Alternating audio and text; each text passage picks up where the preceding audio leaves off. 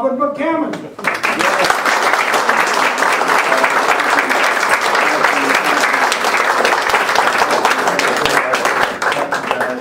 Thank you.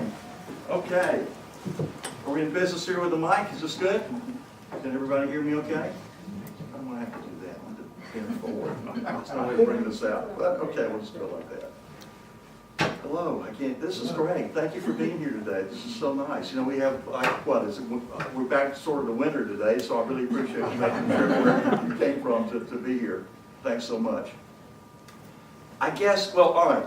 You know, the day has arrived, and it seems like it's been a long time coming for me. The Cardinal Black is finally out. I'm so glad that it's out. I guess you all are fans of the series? Yeah. I guess? Okay, all right. You know, when I started the series, I didn't know it was going to be a series. And if you've read Speaks the Nightbird, it really, you know, I was in a situation where I was doing horror work. And I thought, you know, I really want to do something different. And I've always loved history. I've loved this colonial era. So I thought, and in a way that what I always wanted to do was like do history sort of as the Hammer horror films would have done it. You know, if you know the Hammer horror films, you know, and not the monsters, but you've got, you know, the fog-shrouded streets and, you know, the creepy alleyways and the strange characters. That's kind of what I was going for. So, you know, when I did the first book, Speaks the Nightbird, you know, my publisher was like, you know, what is this? You know, absolutely, really, what is this? Because it was so different what I'd been doing. And that was on purpose. I didn't want it to be different what I was doing because I figured I had covered all the bases in terms of horror work. You know, I'd done the vampires, I'd done the zombies, I've done the werewolf, you know.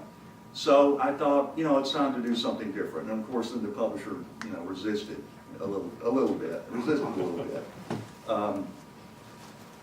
So I took the book. The book was almost bought. Speaks the Nightbird was almost bought, and you may all know the story because I've repeated the story several times. The book was almost bought by Viking, and Viking Press is like the temple of publishing in New York. It's fabulous. So I'm assigned an editor for Speaks the Nightbird, who reads the book, and I go up to talk to her, and she says, well, first of all, Rick, you can't make me believe that people were as religious in this era as you're painting them out to be. And I said, you know, I'm toning down the religious element quite a lot. You know? So she says, you know, there's a scene in which the doctor and the magistrate, actually they smoke pot together, right? You know. So she says, they're supposed to be smoking weed? I said, yeah. She says, is it supposed to be funny? I said, well, I think it's kind of humorous. She said, it is not. It's that kind of thing. So I realized, no, this is just not going to work. She didn't know anything about the era, and why she got to be my editor there at Viking, I have no earthly idea. But so we're talking about some of the language that I use in the book, and she says, what does this word mean? This word Leviathan. What does that word mean? Honestly. And you know, because I had mentioned there's of course a great religious pamphlet. Actually, it's a pamphlet known basically on religion, but on life itself, called Leviathan. I think it's by Thomas Hobbes.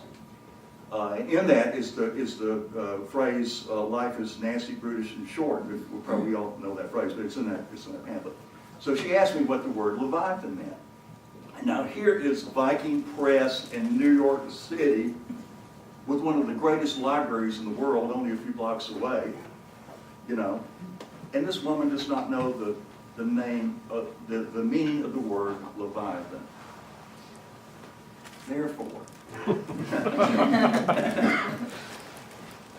in every book in the Matthew series, there is the word Leviathan. Yes. It's hidden there somewhere in the book. And the last book of this series the title is Leviathan. So, you know, I'm not meaning to make a point, but I started thinking,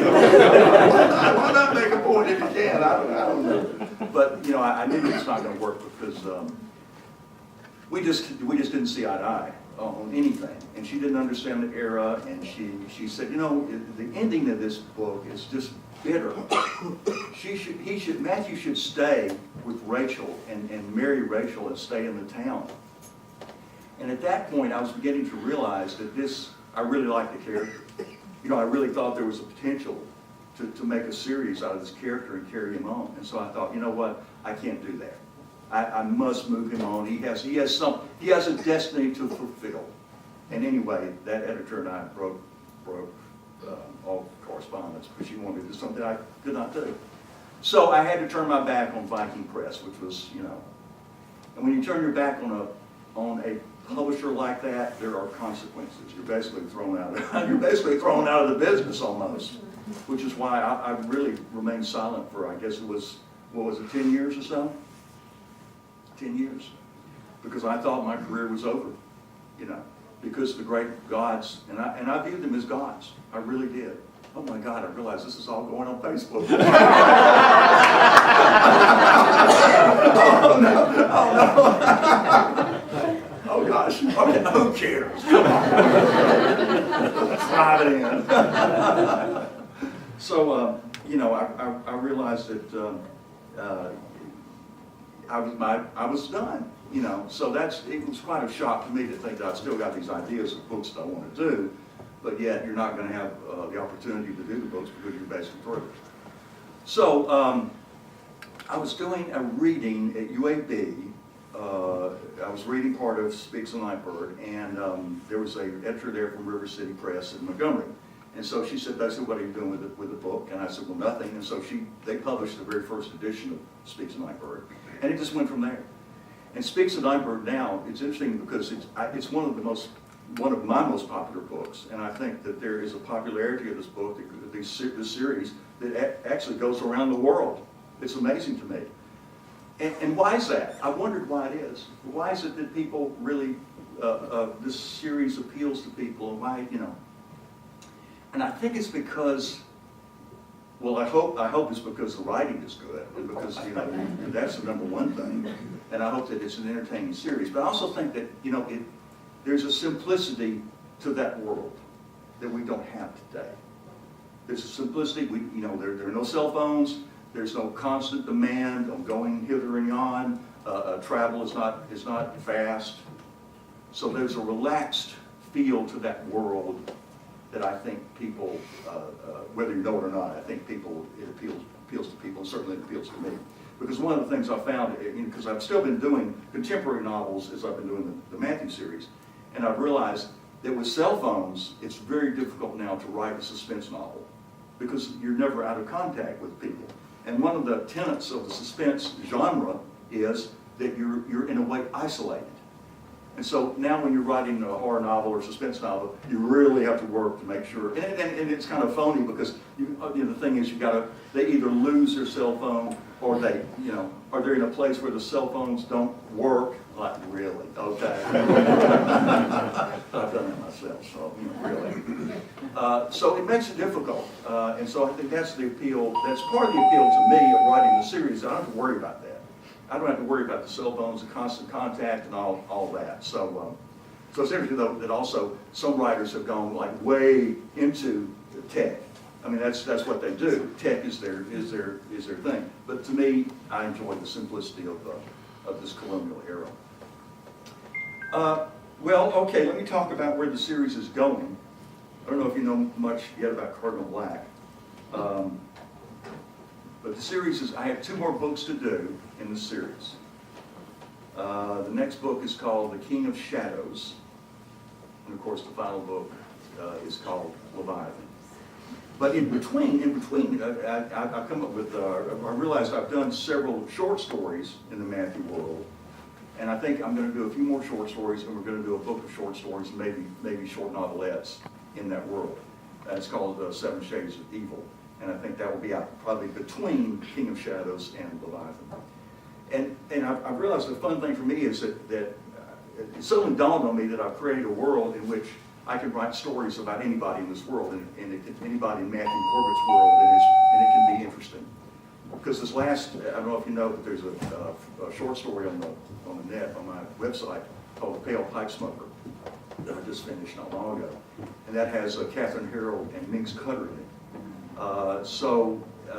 You know, I can use Catherine, I can use Hudson Greathouse, I can use new characters, and I have a new character they introduced in Cardinal Black, who I think will probably go on. So that's fun for me to do. But I've thought about, you know, I'm slowing down a little bit, I realize, because I'm working now on King of Shadows, but I'm not really like, I'm not, you know, pedal to the floor yet. Because I've realized I really, really enjoy doing this series. I mean, it's been very exciting to me to come up with these ideas and the narrow escapes that Matthew has and the impossible situations. And I'm really going to miss that. Because it's almost been like a family to me in a way. You know, I know these people so well. And after you write a series like this, what the Potter series, did that go 7 or 5 or 7? Did that go 7 books? 7 books, okay. You know, now you're going to understand why, when you write these series books and you really get into the world and the people, they become like your family. And you can almost hear them saying to you, you know, please, please, carry me on, carry me forward. You know, if I'm taking a break, it's like, hey, what am I doing? Where am I? I'm in your mind, yes, but where am I? Where am I in terms of how other people see me? In other words, you know, get off your butt and start writing. but it's been an exciting experience for me, and I think, and I hopefully a good experience for you. I look at other series that have been written. I'm not sure there's anything really like this out there anywhere. So I'm pretty proud of that. Now I know there's not anything like this out there anywhere. Well, this was fun to do. I decided to do something that was fun, and it represents that the series is fun. It's tongue-in-cheek. It's not, you know, of course there's some serious subjects going on, but it's not like ironclad serious. It's something to have fun with too.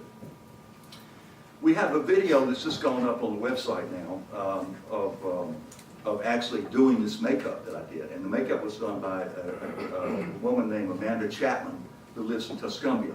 And she is fabulous with makeup. She has, on her website, you'll see her makeups are just great. A couple of years ago, she had a project called the 30 Days of Halloween, and she did a different makeup every day for herself, which were fantastic makeups. So anyway, we have a video that's just gone up. I think it went up this morning about the process of doing this makeup, and also her work too. Okay, well, would anybody like to hear a reading of some kind? I was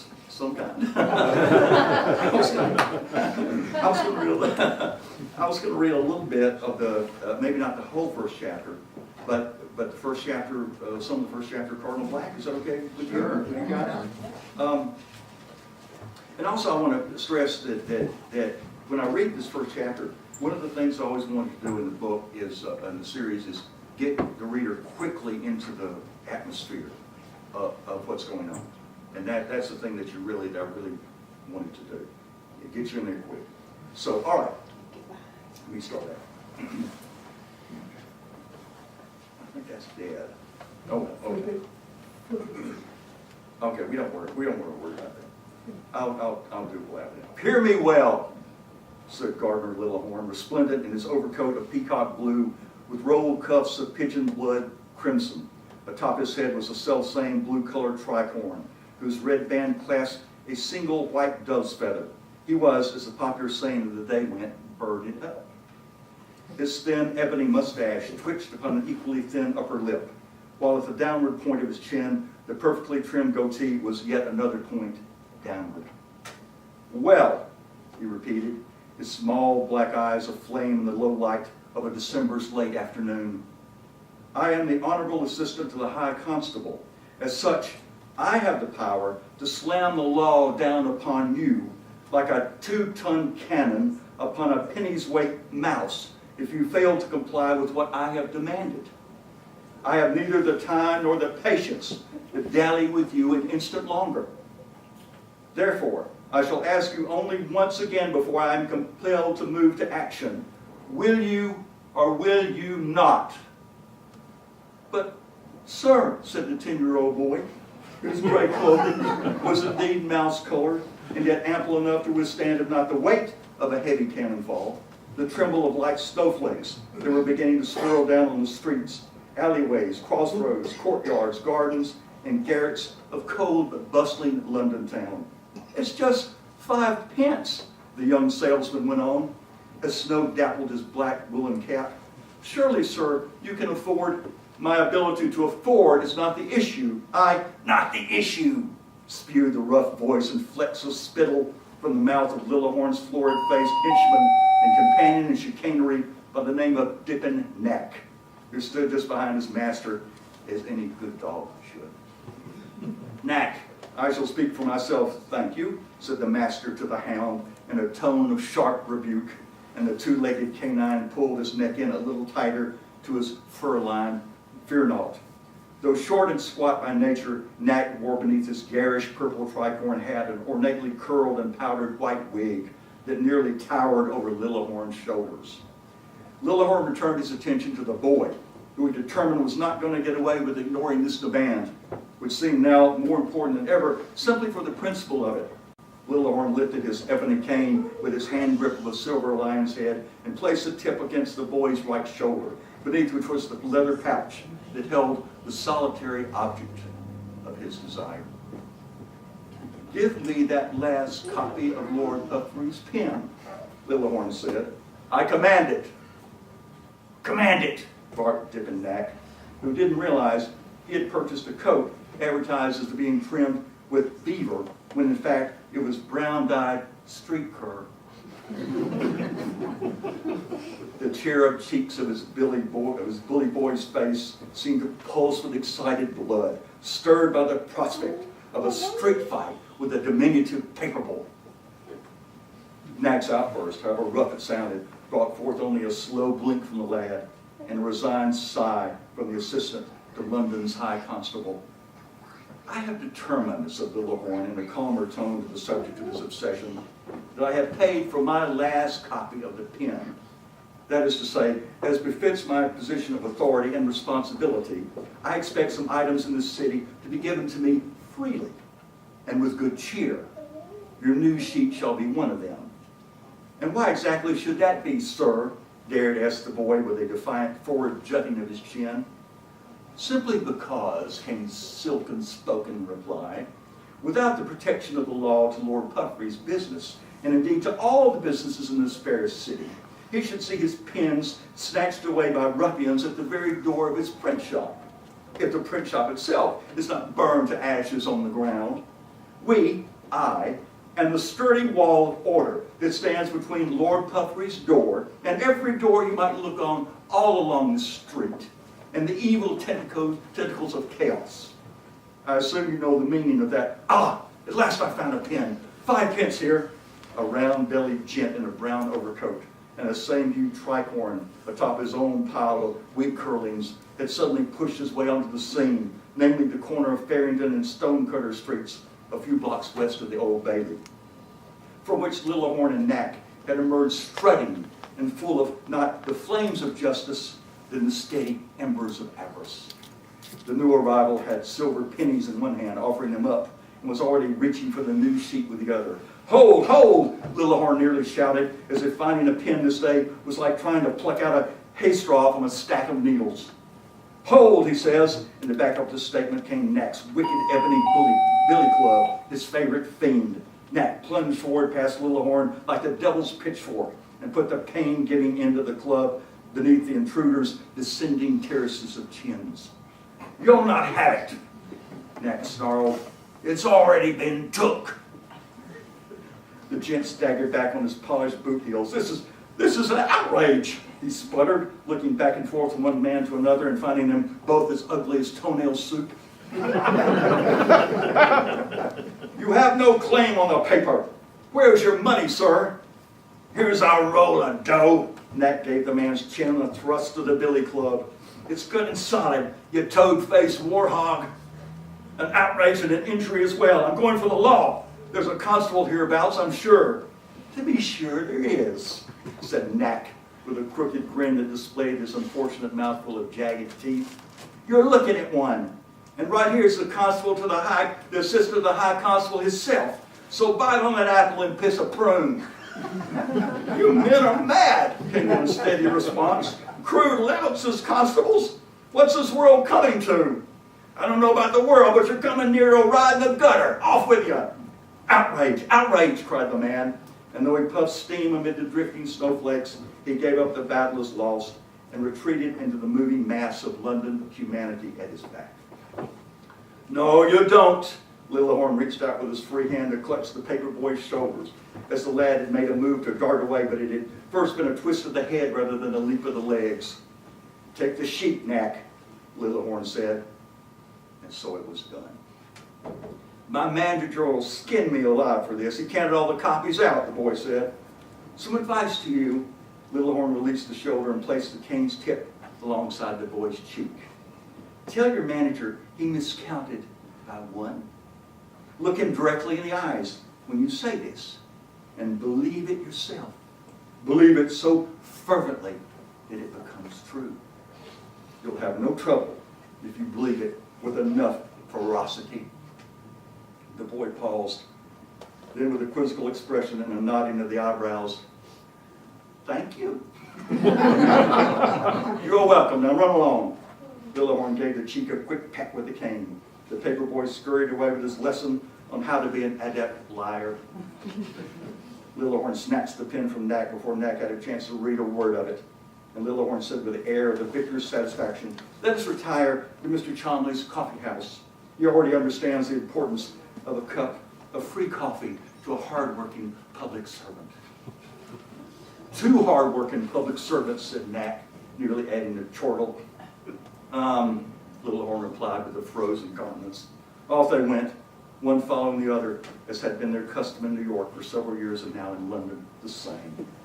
As the pair progressed westward along Stonecutter toward Cholmondeley's establishment on Norwood Street, Lillehorn mused that on this day of the 12th month of 1703, the entire 600,000 population of the city must be out on the streets, chattering and nattering, steaming the air with their breath and the noxious odors of their nags, pulling coach, carriage, and wagons. Most of them, it seemed to him, clutched copies of Lord Puffrey's pen in their glove mitts. Oh, what a farce they played, these fancy prigs of London, he thought, prancing to and fro to display their winter finery, their new hats, expensive powdered wigs, jostling and elbowing, crowding past each other for a look into the windows at some fresh gewgaw or sugared dumpling. And they smiled and smiled their false smiles with eyes as hard as iron and teeth ready to bite the heads off their neighbors' children if it took that to prosper in this city. He knew them, knew what they were thinking of him when they gave him those sideways glances that one might give a clump of horse figs in the street so as to avoid leaving a boot print in it. Yes, he knew them, and he hated them for their thoughts and their looks. Lately, he realized he was a foreigner here. He was no longer a true citizen of England, for he had the roughness of New York about him. He carried it wrapped around himself like a cloak of brine-soaked ropes. And no matter how he dressed or tried to cover it over, his essence, this phantasm, was there to betray him. That last dinner party he had been talking about attending turned into a nightmare of his ill-taken witticisms and botched choices of what fork to use for which dish of clotted grease. He feared he had lost his sophistication during his years across the Atlantic. And now it seemed to pass his sophistication here were some caustic remarks aimed at belittling the colonists, delivered as if one were speaking through a clench of lockjaw. If it were up to him, he would book passage on the next ship leaving for the colonies. But he had this prominent position. His wife, the princess, had clutched upon this place like a mollusk on a sea-slimed rock. Were present, at least to him. Mother and father had paid for their very fine living quarters, had bought their home furnishings and purchased their two matched chestnut horses and a carriage. Therefore, meet Gardner Lillehorn, assistant to the High Constable of London. Oh, so happy denizen of this great metropolis, an ex-resident of the rustic town of New York, likely never to return there. But the truth was, he felt he'd really been someone of importance there with a job to do, and it earned the respect of all. Well, almost all. Here the title was grand, but he was naught but a boot scrape to the men above him. And above him were so many. Damn, what a mob, he said to no one in particular, as he and Knack advanced against a stiffening and more frigid wind. The snowflakes were beginning to fly into their faces. In the sky, the low-gray clouds were interlaced with the black streamers of coal smoke rising from the industrial chimneys that stood tall over even the best parts of the city, as if reminding the population that one tumble and spate of bad luck could turn the finest of fashionables into a grime-streaked furnace, stoker chained to the never-ending job of feeding power into London's massive mall. Within a few minutes, the blue-lettered sign of Cholmondeley's Coffee Parlor came into view, and with great relief to remove himself from the swift currents of humanity, Lillehorn entered the place with Knack at his heels. A coal-burning stove and a brick fireplace provided heat, and hanging lanterns cut the gloom. Though there were already too many patrons in the parlor for Lillehorn's complete satisfaction, he guided himself and his compatriot to a vacant table at the rear, and, after doffing his overcoat, he settled his rump into a high-backed chair beneath a dusty oil portrait of a stern bewigged gent who seemed to be scowling at the new generation of Londoners from his current position in eternity. Coffee, of course, Lillehorn told the young girl who came to take their order. He was already spreading the pen upon the table before him. 2, he said, before Knack could open his fanged mouth and frighten the dame. Black and medium sweet, he went on, with no mind nor cares for what Knack desired. Oh, and by the by, he said with silk in his voice, but this was not the same girl who had served him 3 days before in his last visit. Remind Mr. Cholmondeley that this order is for Gardner Lillehorn, Esquire. He will know the name and the position and all that shall be square with the bill. Then, with the maid's departure, he turned his attention to the news of the day, read beneath a flickering lantern and a dead man's disapproval. Lord God, Lillehorn said at his first sighting of the large print declaration across the top of the sheet. Read it, read it. Knack was pressing forward over the table. Lillehorn did. Albion and the monster of Plymouth still at large. Beneath that was a declaration in smaller print but no less emphatic. Constables fear renewed murder spree. And tucked under that, a third, beware Albion's wicked blade and the evil hand of Matthew Corbett. Then Lillehorn repeated his first reaction, but with a quieter breath. Lord God. I knew that damn Corbett was a rotten apple, said Knack, the smack of his palm against the tabletop. Couldn't sit still in New York, he had to follow our tails over here. I should have brained him when I had the chance. He frowned. What's a spree, sort of like a squirt? In this instance, more like a puddle of piss. Lillehorn shook his head. Sounds what nonsense. As far as I know, we fear no renewed murder spree or squirt or whatever. At least not from Albion or Corbett. I have to say, Knack, this puts a sodden rag on my belief in the pen. Of course, many of these articles are fantastical. That item about the ape rampaging through Parliament, for one. But I thought there was a fig of truth in most of it. What? Knack sounded shaken to the soul. You mean Lady Everlust didn't birth no two-headed child? Entertaining but doubtful. The thing about Albion and Corbett, well, it's true they're connected in some way, but Lillehorn let it trail off. The golden masked killer and Phantom of the Night had indeed taken Corbett from a guarded coach buried in the New York ass-pain to Houndditch prison nearly 3 weeks ago, and from there both Albion and Corbett had seemingly vanished from the face of the earth. Then Hudson Greathouse and that irritating Grigsby girl had come to the Old Bailey wanting to know where Corbett was, and what could be said? Nothing but the truth, and it'd be damned. Somewhere, if he was still alive, Matthew Corbett was in the clutches of a masked maniac who had already dispatched 6 victims by the sword. For that matter, what had happened to Greathouse and the girl, who evidently had accompanied that big oaf to London because she was in love with Corbett? Lillehorn had expected them to show back up the Old Bailey to press their presence and oppress himself, but no, they had not. It was obvious to Lillehorn that Lord Puffery had decided the association of Albion and Corbett still warranted publication to a bloodthirsty audience. How Lord Puffery had gotten that story to begin with was no doubt easily explained by one of the coach's guards giving over the tale for a few coins. He might have done the same had he been confronted by Albion that night. But larger questions remained. What need did Albion have of Corbett, and where were they? The cup of hot coffee came. Mr. Cholmondeley says the bill is square, the serving bill offered. He says he wants no trouble with the law. There shall be none, Lillehorn replied, but he couldn't help giving the girl's ample bottom a push with his cane, when she turned to walk away. In that instance of misdirected attention, Knack grabbed up the pen and squinted hard over its bounty of print in the yellow lamplight.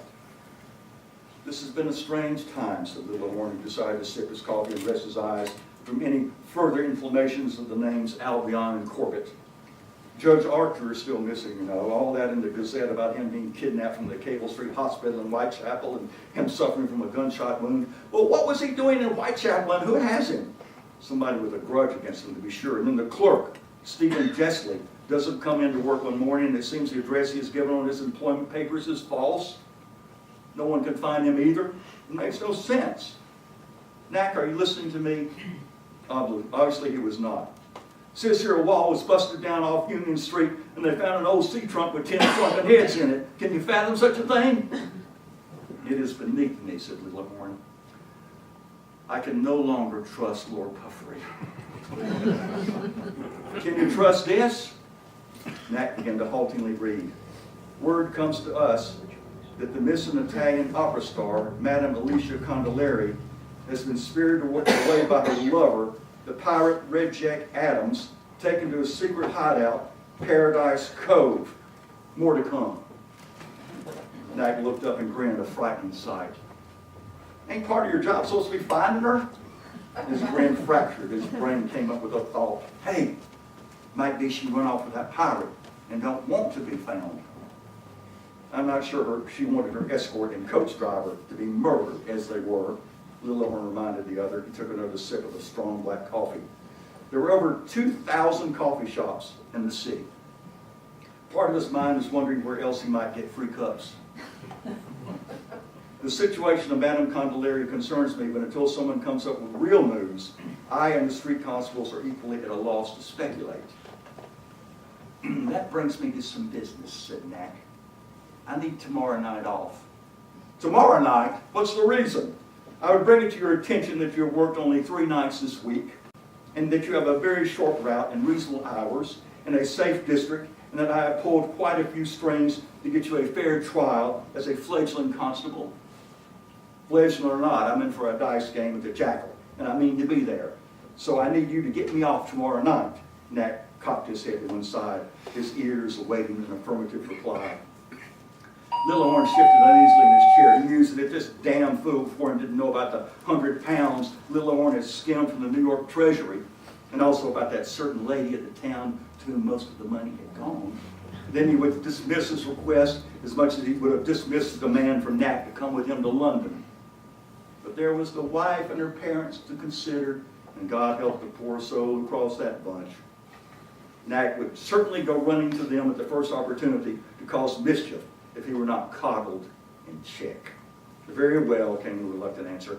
I suspect, however, that your association with those cretins at the Jackal might do your undoing. I can handle myself. Even sitting down, Knack managed to swell his chest with indignant pride. Anyways, they all knows I'm a constable, and I've got the power of the law at my backside. Ain't nobody giving me no trouble over there.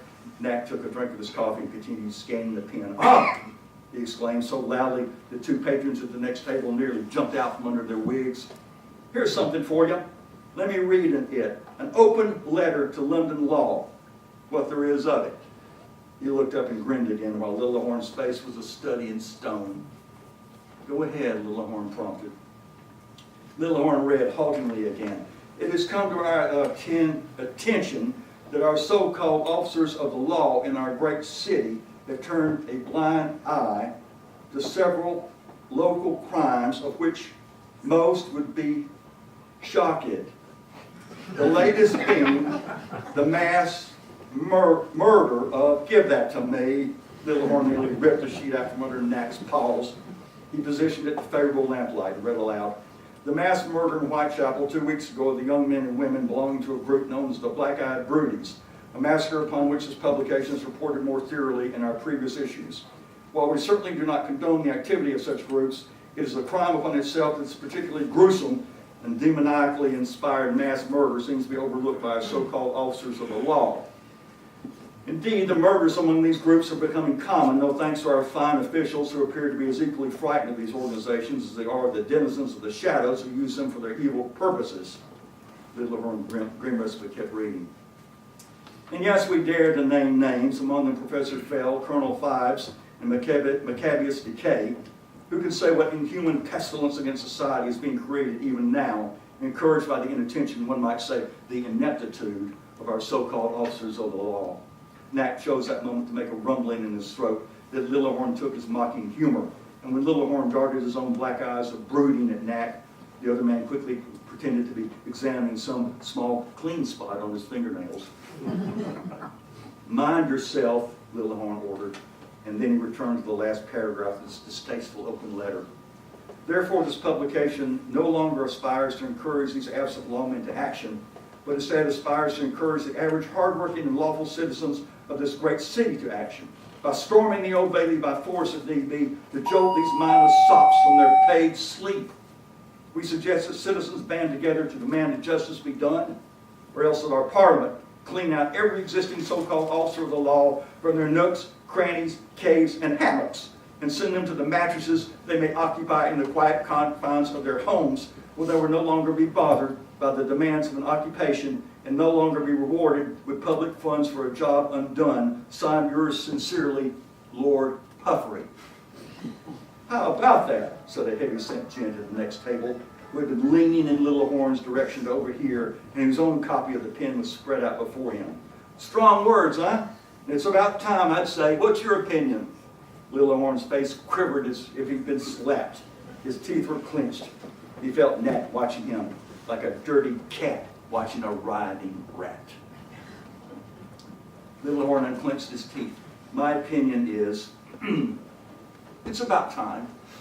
The man nodded, thumped a fist upon his pen as if to drive the point even further home, and returned to his coffee and the conversation he'd been having with his tablemate. Don't speak, Little Horn said to Knack, before the other could get that mouth working. Knack consented to draw at his coffee, making a noise like the dragging of a chain across a wet stone floor. Well, Little Horn went on with a carefully lowered voice. Now I know why Master Constable Patterson was in such a black mood this afternoon. He must have gotten hold of a pen earlier on and been pricked by it. But the constables can't be everywhere. Anyway, they're hated in Whitechapel. The last one assigned there was found beaten to death and stuffed in a rain barrel, so what do the people expect? There can be no law when the people of a district don't wish it and actually fight against it. All right, yes, that gang massacre was a gruesome thing. Their eyeballs gouged out, put in a bottle, the devil's claws carved into their foreheads. Yes, one might say it was demoniacally inspired, but we as men of the law don't fear grappling with these criminals. It is a matter of rooting them out of their holes. No, we don't fear them, not a bit. It is unfair of Lord Puffery to make that false assertion. His next swallow of coffee drained the cup. False! He hissed at Knack across the table. Do you hear? Utterly false. I hear, Knack replied in a small voice, but I sure as hell ain't going to go around rooting nobody out of no holes. And he added, for emphasis, me being just a fledgling. The hell with this! Little Horn started to crumple the sheet between his hands, but saw something else that snagged his eyes. Here's the only item worth a damn in this paper. The weather prognosticator predicts we're in for a season of storms. Ha! Would you expect summery sunshine here on the eve of winter? Who couldn't make such a prediction?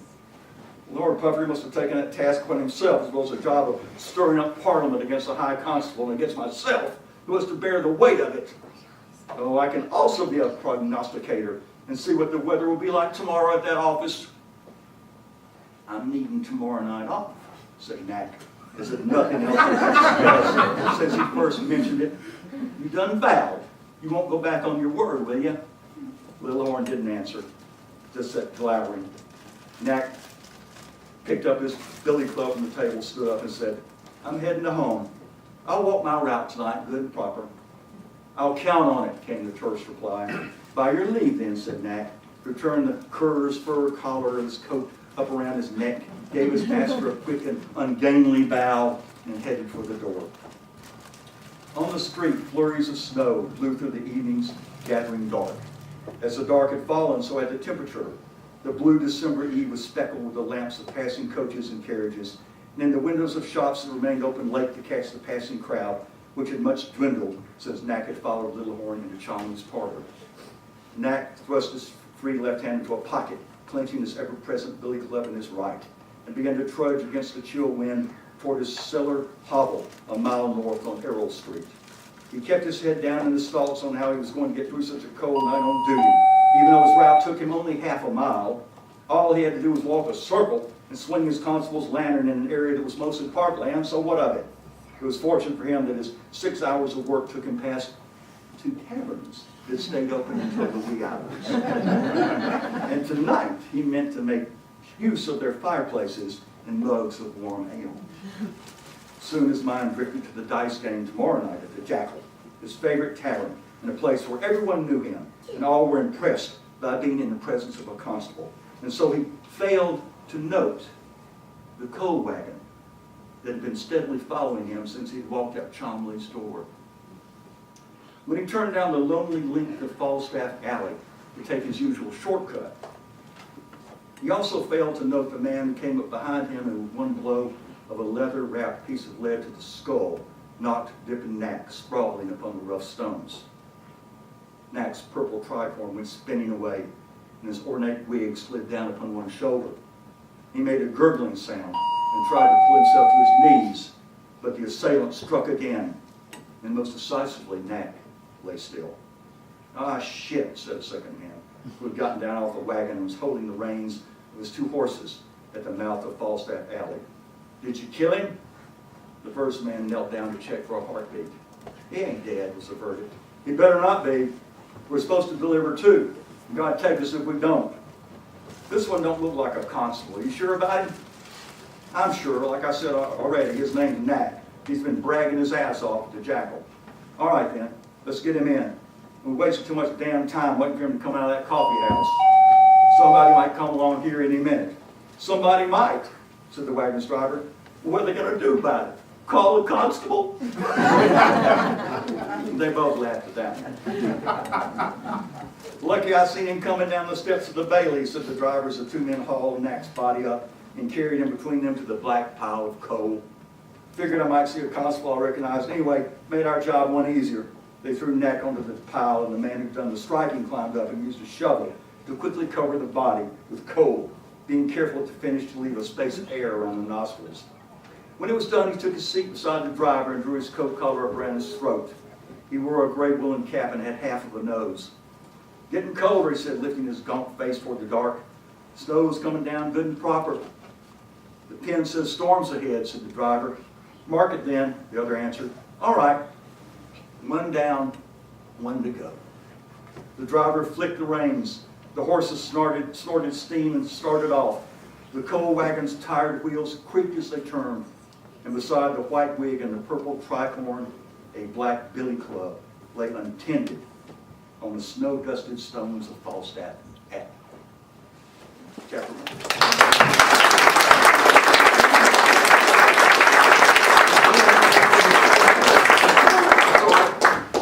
Did Little Horn ever get his free meal? Always. Always. What a man. What a man. So you can see there how I really enjoy getting into the mood quickly. You know, you're into it very quickly, into the era quickly. With description, with the weather description, the city description, and that I think I hope is one key to your enjoyment of the series. That it does get you. It's like a time machine in a way. It puts you in that era. So hopefully that's part of why you enjoy the series. And even the villains are almost, they're fun. The villains are fun, like Professor Fell and all the Cardinal Black. I'd like to talk a little bit about this next book that I'm doing, King of Shadows. Something happened, they're on their way to Italy now to find this mirror for Professor Fell. And on the way, Matthew finds out why Professor Fell wants the mirror. Something happens before they get to Italy. And I wanted this next book to be sort of it's not a summary, it's not a summarization. But I want it to be something that kind of puts together everything that has been, and some of the characters that have been, and some of the characters come back, some of the dead characters come back. So it took me a little while to come up with the idea. I think it's very, very different. I want it to be very different too. But it's set on an island in the Mediterranean. So it's sort of summing up and getting ready for the last book of the series, which of course is Leviathan, and I want it to be really good. So I wanted to summarize and get you ready for the last book. Though the King of Shadows will stand on its own. So I'm very excited about that. I've started on it, should finish it in September. So there you go. Well, I was going to ask you, we're going to do something? What are we going to do? Do the drawing. The drawing? We're going to do the drawing? That Facebook Live. Oh, Facebook Live. We're good. You want Facebook Live? Yeah. Okay. Well, I'll let you do what Well, you need to do. I'm just going to give it to you. Okay. Do what you We're want. going to do something. Jake, we can't see you. Somebody's getting it. Okay, we're going to do that now. Okay. Well, hopefully there'll be somebody here. That would be great.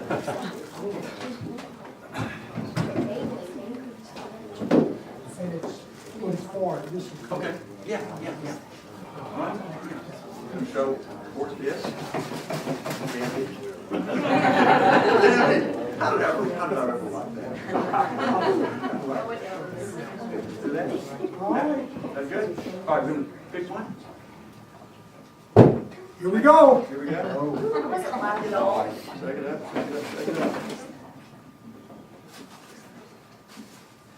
Okay, that one. Okay.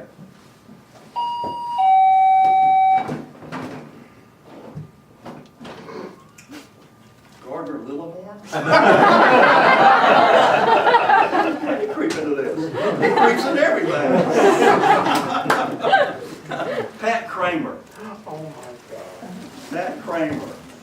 Pat Kramer's not here? Okay. Lives in That's Mike. He's in Texas. Okay, from Texas. All right. Okay. Pat Kramer, there you go. Yay. All right. Very good.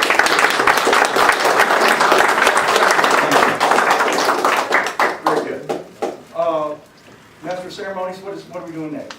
Take a question, then Yes. go sign some books. Take Okay. one question, then go sign some books. Well, we're going to ask, I'll take as many questions as you have to throw at me. So is that okay?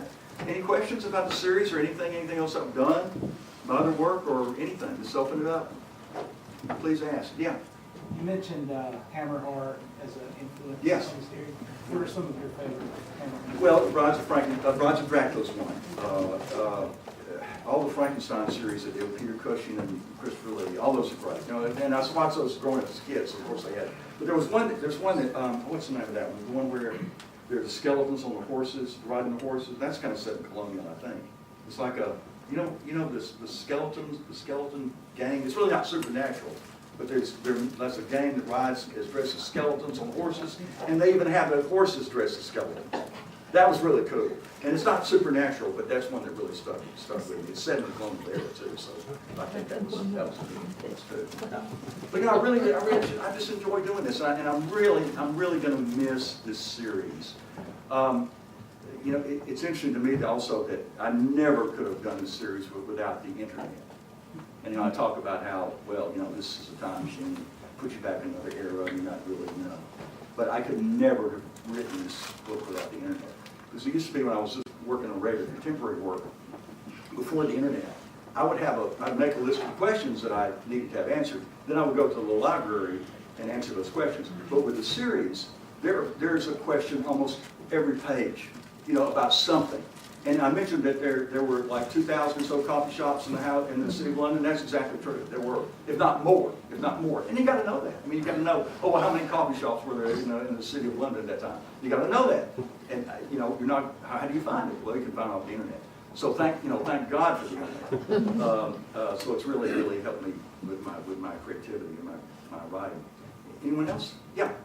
So what after the series? Another series or what? I have two books in mind to do, and one in particular, one has kind of come new and fresh, but one called The Magic Collection of a Gentleman, I've had in mind to do for many years, but then another one jumped up, and so I'm going to do at least two more. And like I say, there's going to be another two more Matthew books, but one book of short stories and maybe novelettes, 7 in all, in between the last two. So I still got some stuff to do.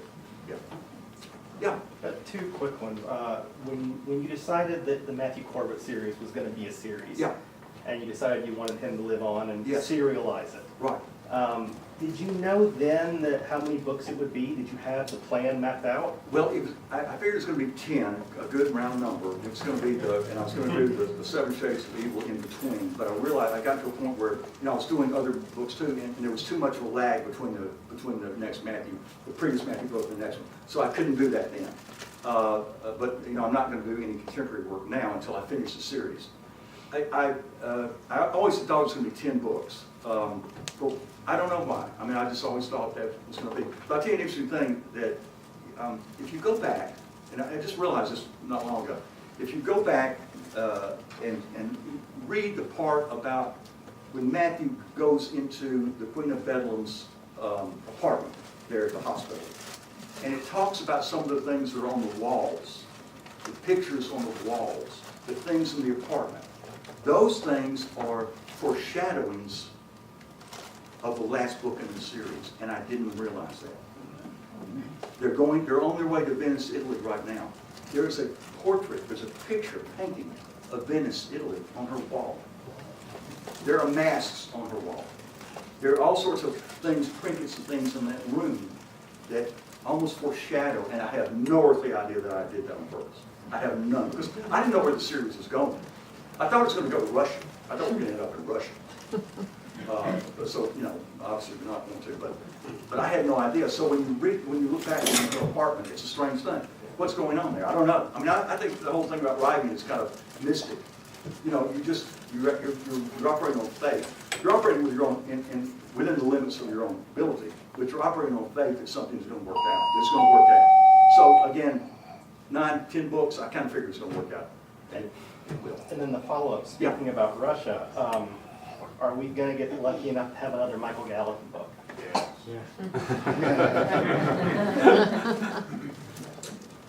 I have the title for it. I have the title is Peter is the Wolf. I'm not sure it will be about his son. He and his son team up to do something. Because I introduced his son in that. Yeah. In that. So maybe. Maybe. Here's hoping. Maybe. Well, thank you. Yeah. Thank you. Thank you. I appreciate it. Thank you. Yeah. Will there ever be a matching edition of hardcover edition of Speaks the Mind there? That matches the rest? Being filmed. I don't care. Simon & Schuster's made it very difficult to do anything with that book. Cemetery Dance? I thought when I did the book and offered it to them, I thought they would like a series. And why they didn't, I don't know. But they made it very difficult to do anything with that book because that's the first in the series. And so they kind of keep me from doing a box set, and they keep me from, but I don't know. That's just the way it is. So maybe, I don't know, but the world would have to kind of shift on its axis for something to happen like that. I don't know. I hope it'd be great. Anyone else? Yeah. It's kind of a similar question. One of my favorite books by you is Mystery Walk. Uh-huh. But why has that one not got like the limited edition treatment like the other ones have? Hang tight. Yeah, we've had an offer for that. So we're thinking about it, but we have that offer. You like that? Yeah, I love You it. like that? Okay, good. Glad. Someone else? Yeah. Did you choose your audible narrator for the series? Did you ever send him a Facebook question, Lynn? Because I'm obsessed with him. Okay. All right. Isn't he good? Isn't he good? Yeah. If you haven't heard this audible edition, he's a Broadway actor. He's able to do voices, but not in such a way that they're over the top, right? He does the women's voices, he does everything that's perfect. I didn't choose him, but I'm so glad he's doing it because people call me and ask me how to pronounce things. You know, they'll email me and ask me how to pronounce things, how to do, and he obviously really enjoys doing it. He's gotten a lot of good comments about his work. But of course, you know, he's very, very good with this. But I didn't have any, but I'm so glad he's doing it. I mean, I don't think I could have chosen a better person to do that, because he's great, isn't he? My reading today, you know, somebody asked me once if I'd ever wanted to read my own work. And Wargo does the reading. I mean, it's a fabulous job because it is a lot of work. I was asked to do a reading of the first chapter of Boy's Life for England a few years ago. So I went down to a recording studio in Homewood. Read 14 pages. Took all day long to do 14 pages. Because, you know, when you mess up, it's like, oh, you got to do that again.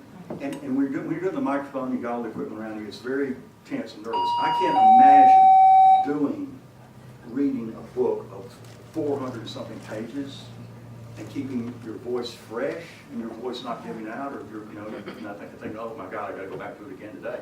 But he doesn't feel that way. He's very excited about the series, and so thank God for Wargo. He's great, really good, really good. Anyone else? You think there'll ever be a series on Netflix or Prime on that, or something like? Well,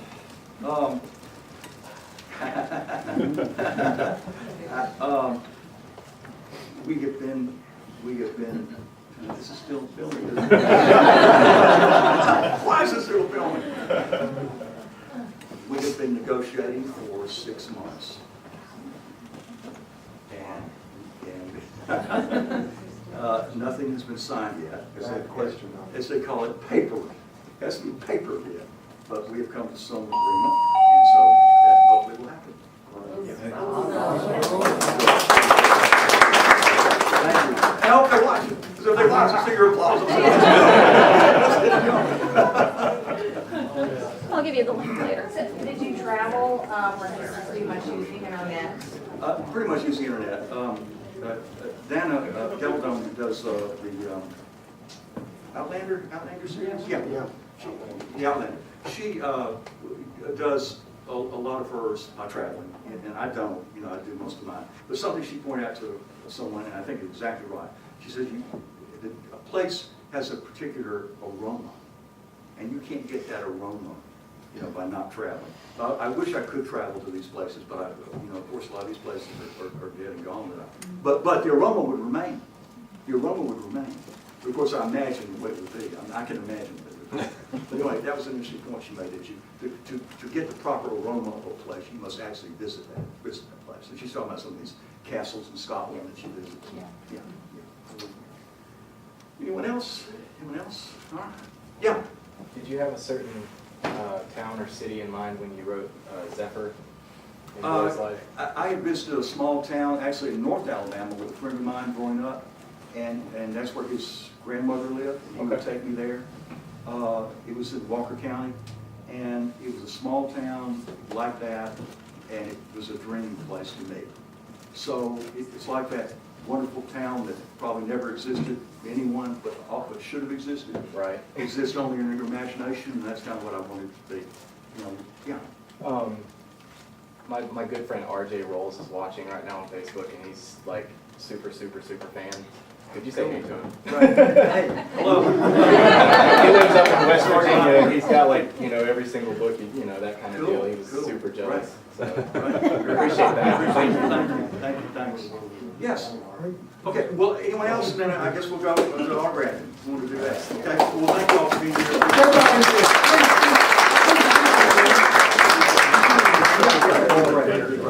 Okay, yeah. Too bad. Thank you, sir. No. Thanks. Thank